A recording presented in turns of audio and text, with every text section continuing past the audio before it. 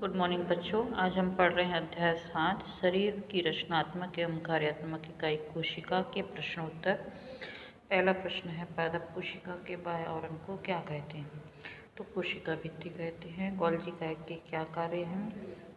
Golgi कायक का कार्य विभिन्न रासायनिक पदार्थों का स्त्राव करना है। लाल सेब फल में कौन सा लवक पाया जाता है? तो लाल सेब फल में क्रोमोप्लास्ट लवक पाया जाता है। प्रोटीन फैक्ट्री किसे कहते हैं? तो प्रोटीन फैक्ट्री राइबोसोम को कहते हैं।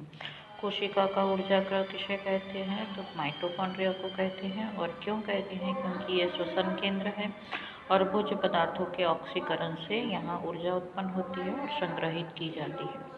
अगला प्रश्न, कोशिका का नियंत्रण कक्ष किसे और क्यों कहते हैं? तो कोशिका का नियंत्रण कक्ष नाभिक को कहते हैं, क्योंकि यह कोशिकाओं में होने वाली समस्त जैविक क्रियाओं का नियंत्रण करता है। गुणसूत्र किसके बने होते हैं? तो गुणसूत्र जो है वो महीन धागों के जाल जैसी रचना क्रोमेटिन जाल से बनती है। यही क्रोमेटिन जाल से धागे कोशिका विभाजन के समय गुणसूत्र छोटे और मोटे तंतु जैसे रचना में बदल जाते हैं और इन्हें हम गुणसूत्र कहते हैं।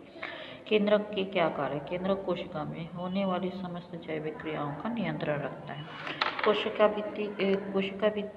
पादप कोशिका की भित्ति बनी होती है, किसकी बनी होती है?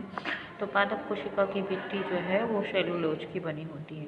कोशिका के ऊर्जा केंद्र, इसको हम कहते हैं माइटोकॉन्ड्रिया। कोशिका में प्रोटीन का निर्माण करते हैं राइबोसोम। और प्रोकैरियोटिक कोशिका का उदाहरण कौन सा है? अमीबा। उसके बाद हम देखेंगे कोशिका रिक्त स्थान की पूर्ति। तो कोशिका का नियंत्रण कक्ष कौन है? केंद्रक है।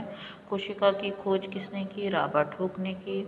और क्रोमेटिन धागे सिकुड़कर गुणसूत्र बनाते। प्रोकैरियोटिक कोशिका में डीएनए जो है वो कोशिका द्रव्य में बिखरे होते हैं। पौधों में हरा रंग खाली स्थान के कारण होता है, तो क्लोरोफिल के कारण होता है।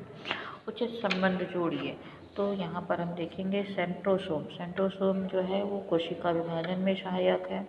उसके बाद है जीव द्रव्य जो है वो जीवन का भौतिक आधार है। अंतःप्रद्रवी जालिका जो है वो कोशिका के भीतर पदार्थों का परिवहन करती है। और अर्धपारगम्य झिल्ली जो है वो प्लाज्मा झिल्ली को कहते हैं। और गुणसूत्र आनुवंशिक गुणों का वाहक होता है। उसके बाद कोशिका को जीवन की कार्यात्मक इकाई क्यों कहते हैं? क्योंकि ये समस्त जैविक क्रियाओं को संपन्न करते हैं, जैसे श्वसन, उत्सर्जन, वृद्धि, प्रजनन, ये सब। इसलिए इसको जीवन की कार्यात्मक इकाई कहते हैं। प्लाज्मा झिल्ली के क्या कार्य? तो प्लाज्मा झिल्ली का कार्य कोशिका का आकार बनाए रखने में सहायता करता है। कोशिका में विभिन्न अणुओं के आने व जाने पर नियंत्रण रखती है और कोशिका को सुरक्षा व सहारा प्रदान करती है। अगला प्रश्न है, पादप कोशिका और जंतु कोशिका में अंतर लिखें। तो पादप कोशिका का पहला अंतर है, पादप कोशिका का सबसे बाहरी आवरण कोशिका भित्ति का होता है और इसमें प्लाज्मा झिल्ली बाहरी आवरण होता है। इसमें लवक नामक कोशिकांग होते हैं, इसमें लवक कोशिकांग नहीं होते हैं। पादप कोशिका की राजधानी अपेक्षाकृत बड़ी होती है और इसमें अपेक्षाकृत छोटी होती है। क्लोरोप्लास्ट का क्या कार्य है? ये प्रकाश संश्लेषण की क्रिया में सहायता करते हैं।